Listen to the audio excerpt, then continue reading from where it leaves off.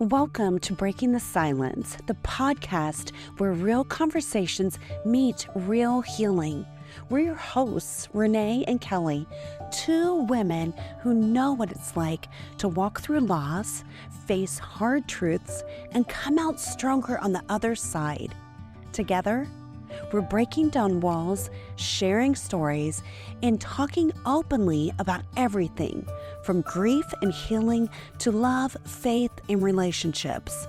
This is a safe space for laughter, honesty, and those Me Too moments that remind us we're not alone. So grab a cup of coffee, pull up a chair, and let's journey through life together. Hello, my beautiful friends. Welcome to Breaking the Silence. I'm Raynea. And I'm Kelli. So, Kelli, how have you been? I've been very good. Been very busy. Good stuff, but very busy. Oh, that's right. You did tell me how busy your weekend was and all that. And yeah. So it was fun, but busy. How have you been? I'm sorry? I said, how have you been? Good. Yeah. Yeah, those weekends are fun that there's so much going on, but also exhausting too, you know? Yeah. I literally took a nap, like a quick nap Saturday and Sunday. And Sunday when we were getting in the car for our last little adventure, and Tom was like, we're getting too old for this. I was like, yeah, I think. Enough of this. We need our nap. Well, you know what? That is something I was talking about. Luke Combs coming on at 9:00 at night, and then finding out that Morgan Wallen is also going to come on 9:15. I'm like, what in the world? Do they not know that is on? By 10:00, this girl's in bed. Right. I know. Oh, so funny. I was telling someone about that here I thought, was it starting so early, 5:30 or whatever, it'd be over by 9 or 10, and no, it's just getting started. Right. So anyways, all righty, well, let's jump into today's conversation. But I do want to, I guess before we jump into it, I do want to take a second and connect what we have been talking about the past couple of weeks, because a lot of this builds on each other.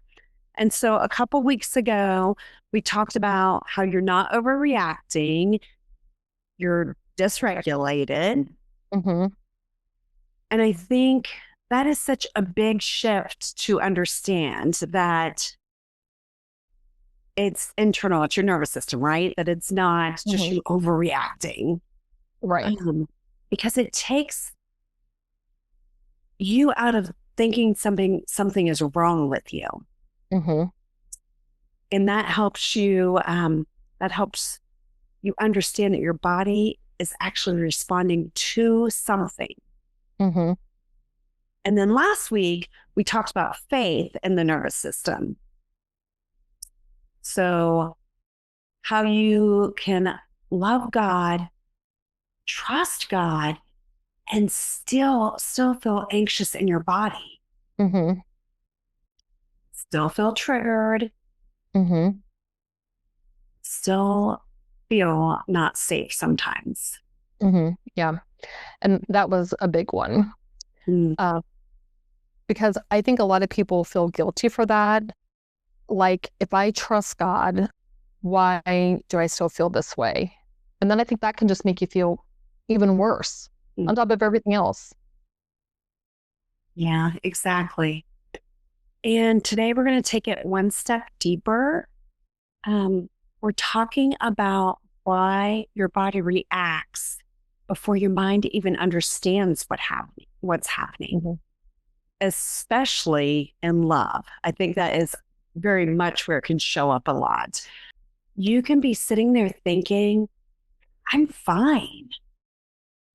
This is good. I really like this person. And then your body is like, nope. You feel your chest tighten. Your thoughts start racing. You feel anxious. or you want to pull away. Mm-hmm. And you're like, wait, what just happened? Mm-hmm. Yes, seriously. And it happens so fast, you don't even realize until you're already in it. Mm-hmm. And then it's Absolutely. too late. Yes, absolutely. It can look different for everyone. For some people, if they don't text me back, I start overthinking everything. Mm-hmm. For someone else, things start getting close and suddenly I feel like I need space. Mm-hmm. And that's the confusing part because nothing looks wrong on the outside, Mm-hmm. but your body is reacting like something is. Mm-hmm. Like maybe on the outside, like you're looking at this person and thinking they're great, you know? But why am I feeling like this inside, you know? Mm-hmm. So, But don't you think that's kind of just kind of go off, go left for a minute here? I guess kind of. But you and I have talked about this because I feel like of so many people in my life, I mean, not my husband now, but like even in the dating stages and stuff like that, you are one person that like, I never feel like I was going to be abandoned by you. You know, you're one friend that I never felt like, well, I guess I have other friends too. Now that I think about it, I can think of a few that, but you know, you and I know we're never like, oh my gosh, is she gonna text me back? Is she mad at me? Like that never even crosses my mind with you. I'm like, I know we're always good. So I don't know if you and I just have that, what's the word I'm looking for? Just security within each other. You know, we've been friends for so long. And maybe it's because we've, for so many years, have shown up for each other consistently. You know what I mean? That you don't yeah, have that absolutely. feeling. I mean, I think that you're right. Like there is that consistency for us in that safe. But I think we also have to be honest too that we're not perfect. We've had conflicts, you know. I mean, I was think back like in You what? have? Like think back in I mean, and we've even had them as adults. But I mean, Yeah.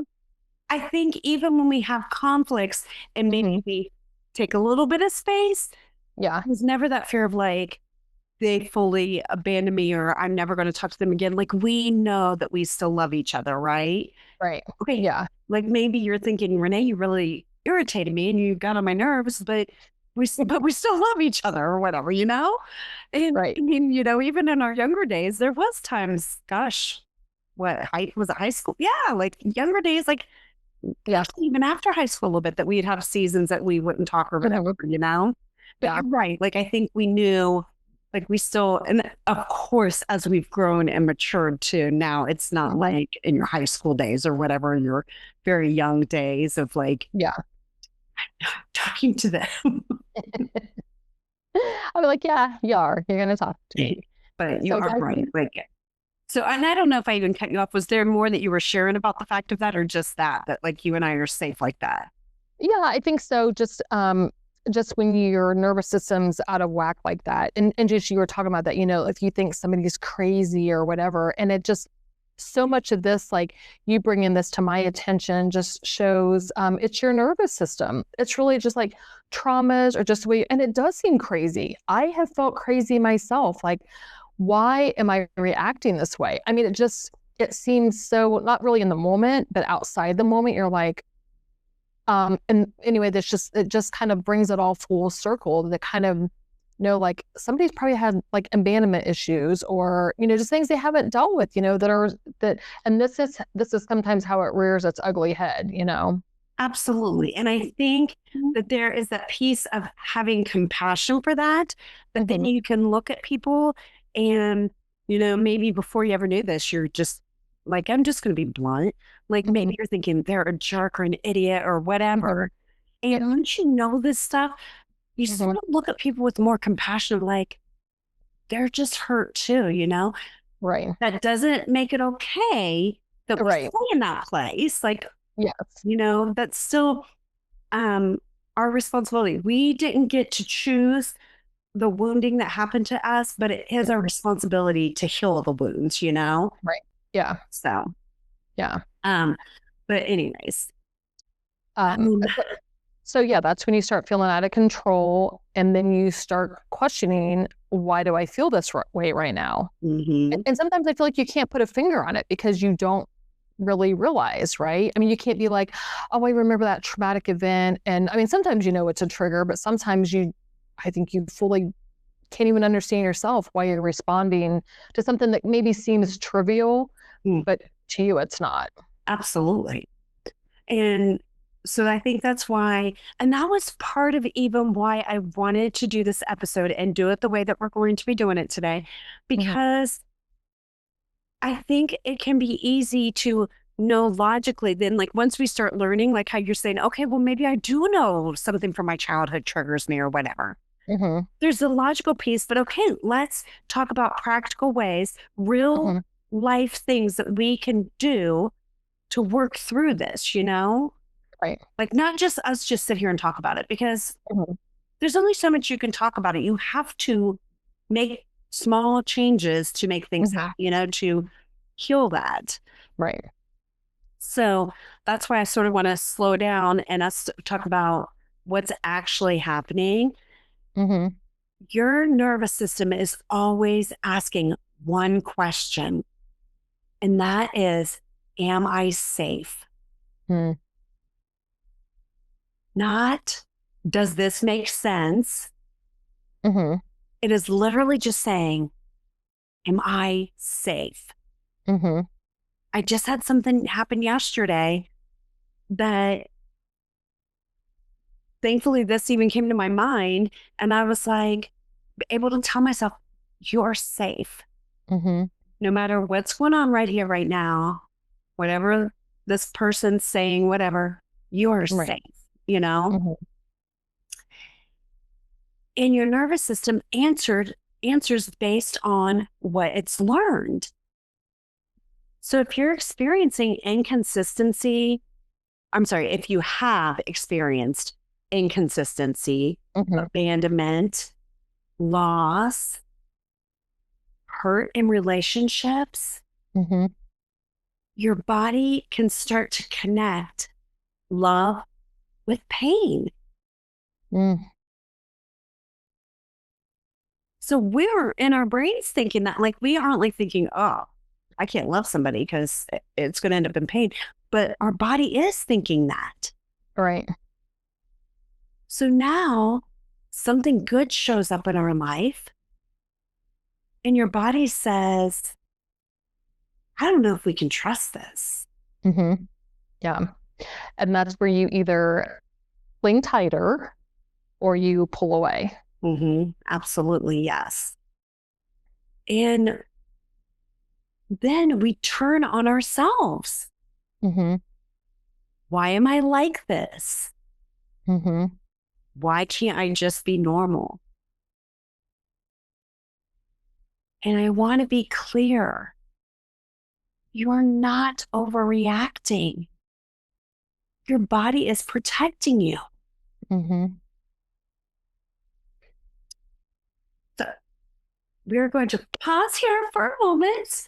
And I'm just going to ask you to please, if you have not already, please subscribe to the podcast. That way you do not miss a single episode. You'll be notified when new ones come out. And it helps us so much and means a ton to us. And okay, so now we can jump back into the episode and get back to the good stuff. The question becomes, okay, what do I actually do with this? So now I know it's my body. What do I do with it? Mhm. Because understanding it is one thing, but learning how to respond differently in our healing, is where our healing starts. Mhm. And I want to make it simple and practical, not overwhelming. You don't need to do all of this. You just need to start with one or two and then Mm. build on it slowly. Right. So here's what I want you can make note of it if you want, write these down, like save it, come back to the podcast, save it, download it, whatever. Start with awareness, which is what we're doing now. You can't release what you're not noticing. So when something feels off, pause. Ask yourself, where do I feel this in my body? Is it my chest, my stomach, my throat?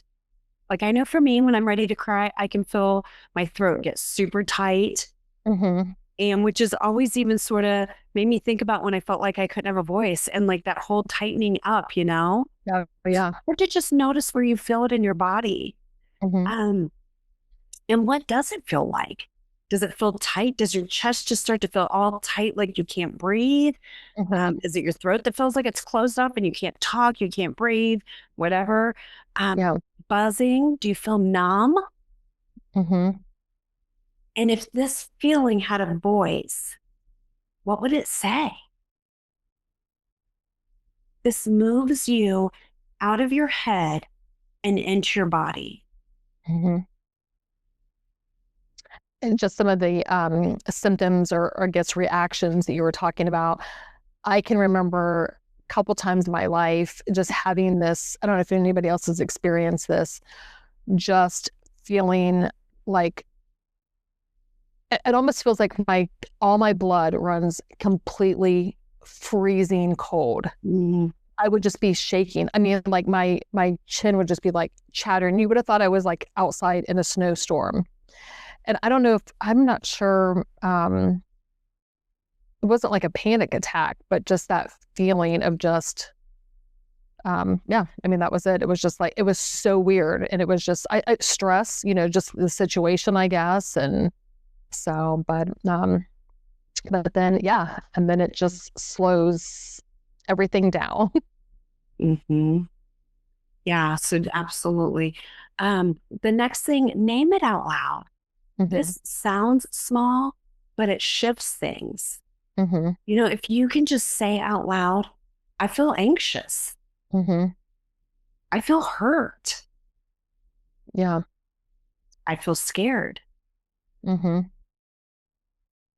you name it, your nervous system starts to settle. You're telling your body, I see you. Yeah. Okay, so the next one is breathe with intention. Take the time now to like slow your breathing, not quick breathing. We know that like when we're worked up and our breathing's increased and like nice, slow, steady breathing. Inhale through your nose for a count of 4. Hold it for 2. And exhale slowly through your mouth for 6. Do that a few times, as many times as you need to. I mean, at least a few times, I would say. Long exhales signal safety to your body. Like the more rapid we're breathing, that's like saying, hey, something's going on here. Like when you're nervous, like you, like say you're in a car wreck or something and you're like breathing's increased and you're like just messed, Yeah, your adrenaline and yeah, exactly. The adrenaline and all that. So when you do those nice slow breaths in and extended breaths out, it's helping your body to know that it's safe. Another one is move your body. Emotions need movement. You don't need a workout. I mean, although you can do a workout, you absolutely can. Just shift your state, go for a walk. Shake your hands. This might sound crazy, but like even just shaking and just moving it out of your body. Yeah. Like for anybody that's not watching the video, here I am shaking my hands around. Stretch your chest and your shoulders. Even just stand up and move. Those things move the emotions through our body. This helps your body complete the stress response. The next one I want to share is let your body feel, let yourself feel. This is the part most people skip. Instead, they push it away. sit with it. You have to let yourself feel it. What we don't feel, we store. What do you think that people do that because it feels kind of scary, or you want it to end? So you know what I mean? So you don't sit with it. You're just like, let me just push through this. Absolutely. Mm-hmm. I think people think like if they let themselves feel this emotion, Mm-hmm. is it going to consume me? Is it Right. never going to end? I'm scared. Like, yeah, it's just all of it. It's terrifying to them, Mm-hmm. possibly. Yeah. But the thing is, emotions do come to an end. Even if you Mm-hmm. do sit there and say you sob, Mm-hmm. it does come to an end. You might sob for 10, 15, 20 minutes. I don't know. Yeah. But it eventually, the emotion eventually stops. And I'm Mm-hmm. not saying that it always has to be something so dramatic. Sometimes Mm-hmm. it's just letting a few tears run down your cheeks, you know? Right. It's not always a big, huge thing. But yes, I think people are afraid to let themselves feel it and what will happen if they do feel it. Yeah. And so, yeah. So just sit with it. You can say, it's okay that I feel this. Mm-hmm. I don't have to fix this right now.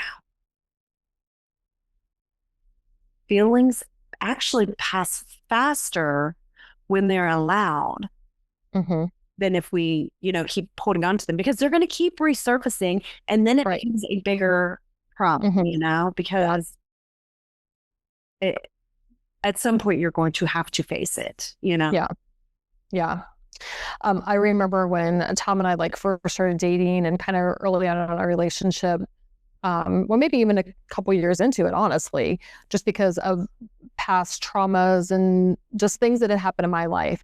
I would just cry. Like we could barely have a conversation and I would just start crying. It wasn't anything that he did. It would just be like just whatever the topic would be. It would just be so just still so fresh, and I would get so mad. I'm like, I am so sick of crying. I hated it. And I never thought it was a person like I mean, I think crying is, if I see anybody else crying, I'm like, I know it's healthy, guys or girls or boys or girls, I mean, that is just a natural emotion. And I never thought I was so against it, but I felt like I just cried all the time and I hated it. And he was like, "Why do you hate crying so much?" He was like, "It's healing." And I, like even when I'm in a situation like that, like that's not what I want to hear. But it's so incredibly true. And I just noticed that, even in this conversation today, I'm like, gosh, I don't cry like I used to. Mm. I don't cry as much. Or if there would just be something I just wouldn't want to talk about, he would also say to me, he's like, it takes more emotions and in your body to hold on to that than just to let it go. And you know me, I'm very stubborn. I was like, well, that's even more reason for me to not talk about it. And then before you know it, like I'm talking about it, I'm crying. So all that stuff is really important. And you saying that and us talking about like not wanting to maybe face that, like the fear of facing it, like if it consume me and will it ever end? Mhm. Like now just thinking about that and putting that into perspective of like, say, for example, when Bryant passed or Dave passed or Michael, like all that grief.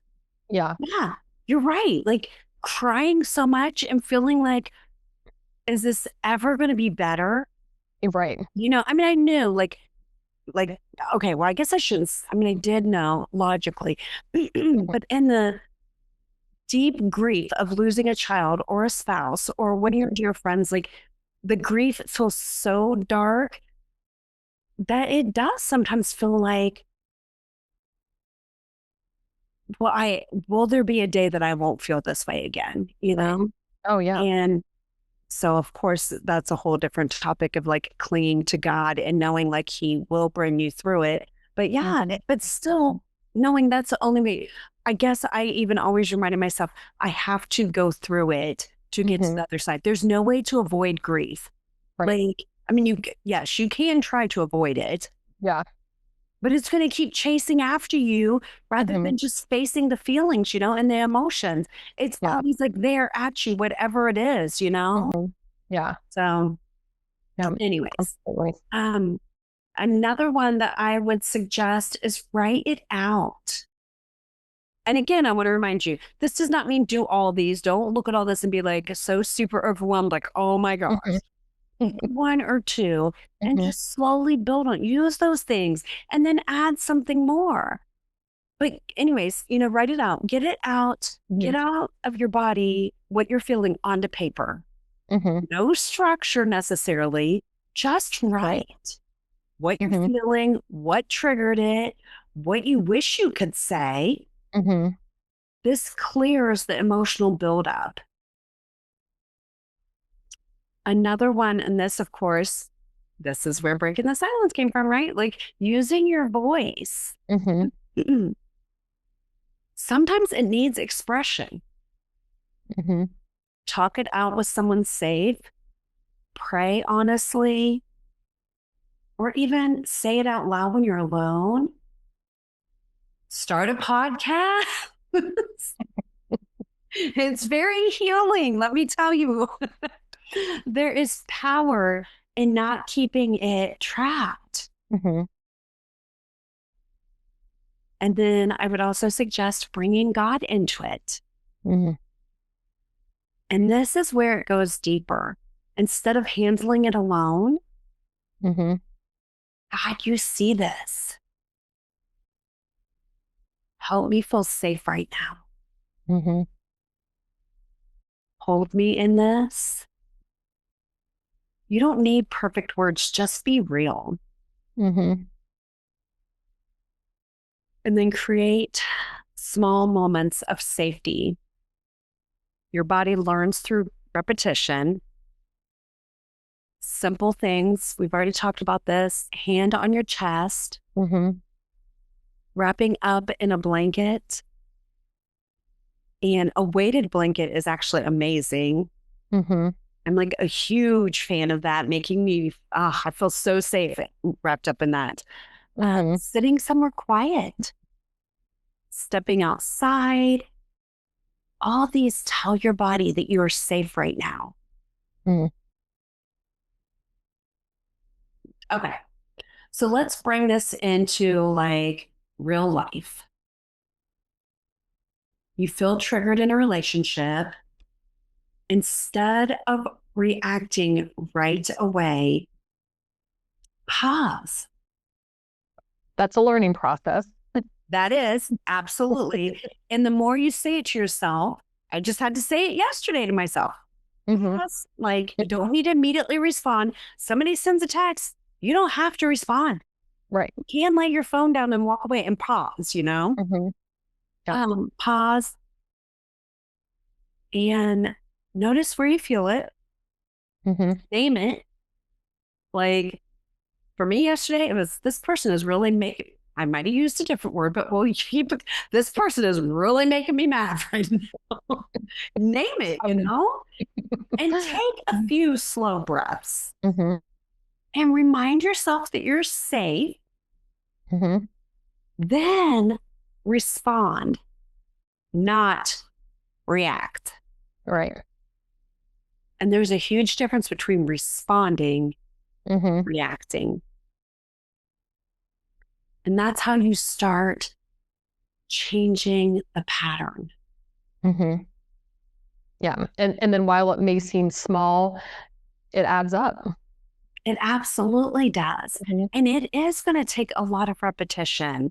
And sometimes you'll get it right and sometimes you won't. We miss the mark. So you don't have to do it perfectly. I think that sets you up for shame because, of course, we're going to miss the mark. And then if you think you're supposed to do it perfectly, then you're like, guilt yourself and shame yourself. Like, again, what's wrong with me? Blah, blah, blah, blah, blah. Right. Consistency matters more than intensity. Being consistent in trying to build these skills, these tools, that's so much more important. And over time, your body learns, I don't have to stay stuck here anymore. So with that, do you have anything that you want to share, Kelli, before we wrap up? I think what we've talked about before, I think just, I think this kind of conversation is so important because if you don't talk to people about your feelings or the way you show up or things that trigger you and stuff like that, you really can think something's wrong with me. I'm flawed. I'm broken. Why do I keep showing up the same way? Why do the things keep triggering me? And to that, you even said like you also don't want to just what's the phrase? Bad behavior. You don't want to see in a relationship that just consistently triggers you and things like that, Right. trying to make yourself better. Right. But back to that, I think it's just these conversations. I think communication is really important because, again, like I can feel this certain way about myself, and somebody will be like, "Oh, I feel that way too," and you're like, "You do?" And it almost gives you just permission to be like, "I am okay. This is just things that are affecting my nervous system," right? So I think that's it. I hope that this resonates with a lot of people, or they can just feel connected and know that, yeah, there's absolutely nothing wrong with you. Mm-hmm. I think that's huge that you said that, because it's one of two things. Either you do have somebody really safe in your life that you can go and talk about these things together and be like, oh, it isn't just me. And oh, this is what's going on. And then love you through it and talk through it with you and all those things. Mhm. Or you have something like this where we're willing to put words to what so many people are experiencing and just don't know.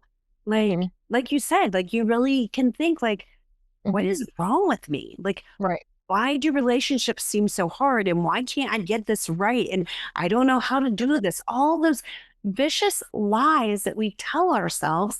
And it Mhm. really just comes down to, oh, if I only knew it was my Mhm. nervous system and it's only trying to protect me from what I've learned from my past, and I can learn something new, Mhm. Yes. I think Yeah. you're right. This is so important to have these conversations, Mhm. because unfortunately, not everybody has somebody that they feel like they can really confide in, things like that, and Mhm. really, talk through or whatever. So, Right. or maybe they right now are maybe around people that are not aware or dysregulated themselves. And so that's not necessarily beneficial. Right. So, anyways, if this episode spoke to you at all, please share it with someone who needs this reminder. Like we just Mhm. talked about, share it with somebody so they don't feel so alone and like something's wrong with them. Mhm. And if you want somewhere else to start besides everything we shared in here, I created something called 10 Minutes to Feel Help. And Mhm. it's just a simple, I would say, guided practice that helps you slow down, feel safe, reconnect with God, in those moments that maybe you really need that. And you will find the link for that in the show notes. And Mhm. otherwise, we send you off with so much love, and we will talk with you soon. Thank you for spending time with us on Breaking the Silence. We hope today's conversation brought you comfort, hope, and maybe even a little laughter. Because healing doesn't have to happen alone. If this episode spoke to you, share it with someone who might need it too. And be sure to subscribe so that you do not miss a moment with Kelli and I. Until next time, remember, you're not alone, and there's always space for you here.